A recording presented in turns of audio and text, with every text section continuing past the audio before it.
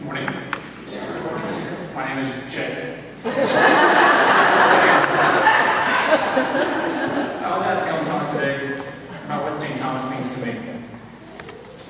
Churches of this parish mean so much that I had to really think about what I wanted to share this morning. But I was able to whittle it down to two aspects that I feel are the key ingredients of how cohesive a church can be. First aspect is service. Whether it's real or the news just gives it more airtime, it feels like we're living in a world with less and less compassion and more greed. We're consistently told that we should feed our wants, focus on our own luxuries.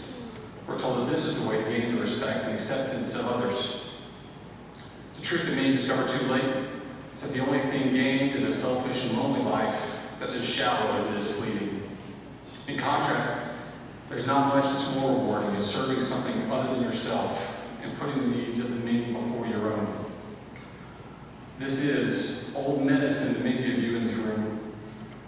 But every so often, I think it's important that thought needs to be taken down and dusted and reread like a favorite book. Whether you do this gladly or with a well-developed grill, there's always satisfaction in the job that's done. And best of all, that satisfaction can be felt no matter how old or young you are. The opportunities here at St. Thomas can be as plentiful as we want them to be. Trust me, if you make it known that you're open to them, those opportunities will find you. Whether you want to support the quality of our worship through the Altar Guild or as acolytes, or encourage interfaith relationships like VIP or Winton Neighborhood Network, there's work to be done. Even better is sharing that work with others and encouraging others to experience it with you. The second aspect is hope.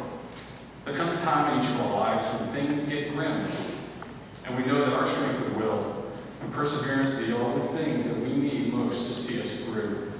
And it becomes a test of wills, you versus your demon du jour, or so we think.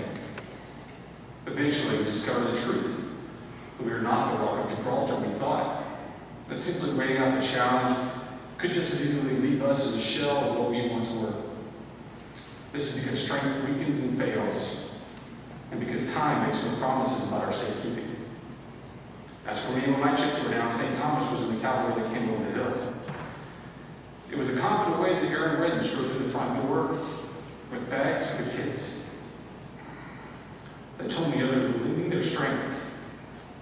It was the outpouring of generosity from so many in this room, like a mountainous plate of chicken fingers from Michael Anchorage, that reassured me we'd make it through.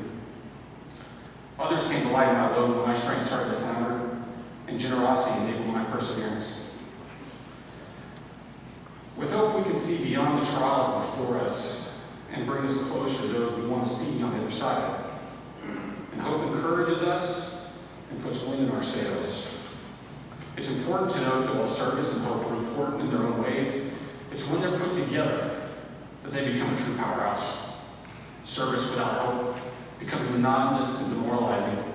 Hope without action and commitment can be reckless. I'm convinced you need both if it's important to you to have any lasting positive effect on the world.